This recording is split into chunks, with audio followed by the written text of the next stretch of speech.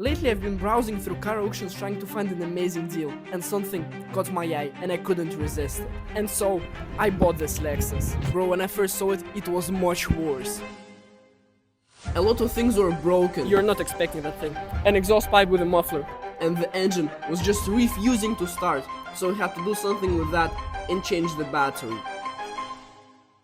Now there are two possible options. It's either the worst purchase of my life or the best one, because it is my first experience in completely buying a car by myself. And not gonna lie, this thing cost me like 12,000 dirhams. Now I'm in a severe debt to my parents. But enough of me talking, and let's get back to work and rebuild this car. Now in the last series we even went to the industrial area of Sharjah to get the parts for hella cheap. Like imagine buying an entire rear bumper for just 200 dirhams. This is what happens to the cars on this graveyard. And as soon as we finished and got all the parts delivered right to our garage, it was time to get the car inside and start working on it. And now it's finally time to put the car inside and start rebuilding it. And so, I did just that. Excuse my driving skills, but anyways. And the first thing I wanted to do is address the old and busted steering wheel. I really want to change that for a new one, and that's the first thing I was doing on this car. And now the first thing I want to do on the car is change the steering wheel, because that one is awful. And for that, just to make sure no airbags deploy, I'll disconnect the battery. And the first one, as I found on the internet, is the negative one. So let me disconnect the negative. Okay, now no airbags will deploy and start the work.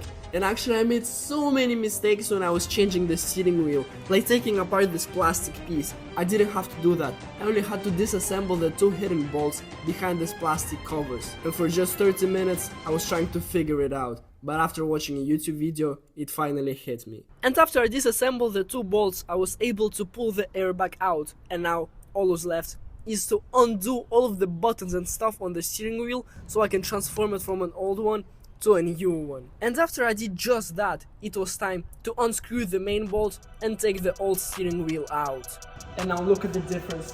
This is before and now this is after. It's a huge difference. This one looks much better. Flip this one. Let's put it in the car. Then I repeated the process backwards and got the new steering wheel in the car. But then I was met with one new issue. And so I started the car to see if everything works, but the horn doesn't work. Our horn doesn't work, so we also need to address that thing. We probably need to change the entire airbag on all of the system. I don't know what's wrong with it, but it doesn't work. Now the most logical thing to do in this situation is to check the power fuse that makes sure the circuit is safe. And as soon as there is an accident or something goes wrong, it just bursts. So there is no electrical wire caused and no circuits are broken. So the horn doesn't work and we're gonna pop up the fuse and check this out. This one, if we look right here, horn 10A, but here horn is 20. So this fuse is wrong and so I have to change it here for fuse. If you see it, it's 10. Fuse 10, put it in back. But sadly, it didn't help. So as it turns out, the issue with this horn is not because of the fuse or something minor. There is a bigger underlying problem, so I'll need the help of a professional to fix that. But for now, let's stick to the easy parts and remove the back bumper. Now what I also found out is that a lot of people watching my videos are not even subscribed. So please, if you like what I'm doing, consider hitting that button.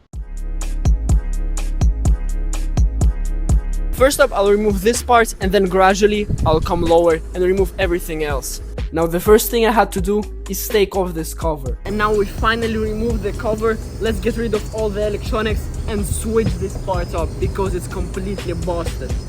And now I was exposed to all of the wiring and all hidden mechanism hidden in your trunk. I had to make sure I take the main wire out of the old trunk and attach it to the new one, so everything works perfectly as it was before. I never thought that removing a trunk would be that hard. Now it was time to attach everything back together, including the new taillight that I bought from Sharjah, because mine one, as you remember, is broken. So I flipped everything back on and tried putting the trunk back together. And yeah, at that point I nearly lost my camera. But then again, there was another problem. No matter what we did, the trunk didn't close. I'll have to do something with that and probably use my hammer. You see, this thing still hits right here no matter how much I hammer it. So I'm gonna take this part out and just bang it inside like this. I also decided to take off the rear bumper to give me more space to bang on the lock and work on it. Plus, I also want to change the bumper in the future. But anyways, I took it off and banged on the lock for a long time. And now, the door finally closed. And now, as soon as I took down this bumper, I realized one thing and why you should never trust cheap Lexuses online. Because look, I'm taking this electrical hose out, like completely busted sensors, they just don't work. Always be careful when you're buying a used and old car. But okay, I'll deal with this back bumper and the sensors in the next video. But now, let's actually calculate how much money I spent. I bought the car and delivered it for 12,000 dirhams and then bought the parts for like 1,700 dirhams, which bring the total close to 14k. And I plan to sell this car for around 25 to 22,000 dirhams, and we're well under budget, and I'm very happy with that. So if you want to see how I finally sell this car and make some profit, hit that follow button, I'll really appreciate it. See you in the next one. Peace out.